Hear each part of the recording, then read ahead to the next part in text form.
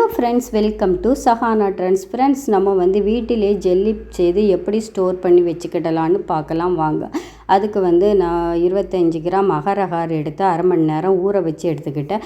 இப்போ இதை மிக்ஸி ஜாருக்கு நம்ம மாற்றி கொஞ்சம் நல்லா அரைச்சி எடுத்துக்கிடலாம். இந்த மாதிரி பக்குவத்துக்கு தான் இது வந்து அரைச்சி எடுத்துக்கிட்டோம்னா சீக்கிரமாக மெல்ட் ஆகிரும். இப்போ வந்து 3/4 லிட்டர் தண்ணி வந்து நான் இதில் சேர்த்துருக்கேன்.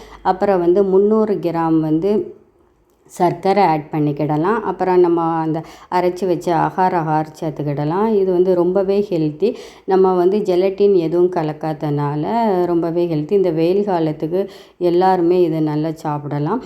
அப்புறம் வந்து இதை நல்லா மெல்ட் ஆகுறது வரைக்கும் நம்ம அப்படியே கிண்டிகிட்டே இருக்கணும். அப்புறம் சைடில் ஒட்டி பிடிக்கும், அதுதான் பக்குவம்.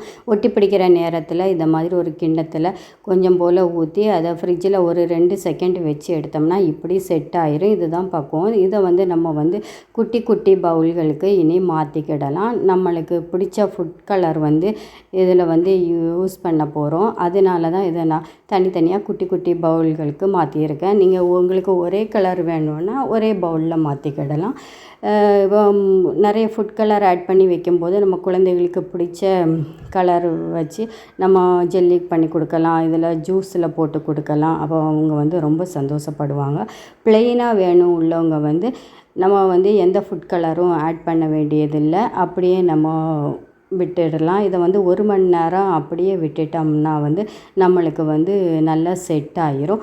அதுக்கப்புறக்கு இங்கே பாருங்கள், நல்லா செட் ஆகிட்டு. என்னோடய சேனல் பிடிச்சிருந்தா லைக் பண்ணி ஷேர் பண்ணி சப்ஸ்கிரைப் பண்ணுங்கள். இதை வந்து அப்புறம் நம்ம கத்தி வச்சு சைடாப்பில் அப்படியே சுற்றி எடுத்துட்டோம்னா அப்படியே வந்துடும் ஃப்ரெண்ட்ஸ். இதை அப்படியே நம்ம ஃப்ரிட்ஜில் ஸ்டோர் பண்ணிக்கிடலாம். Thank you for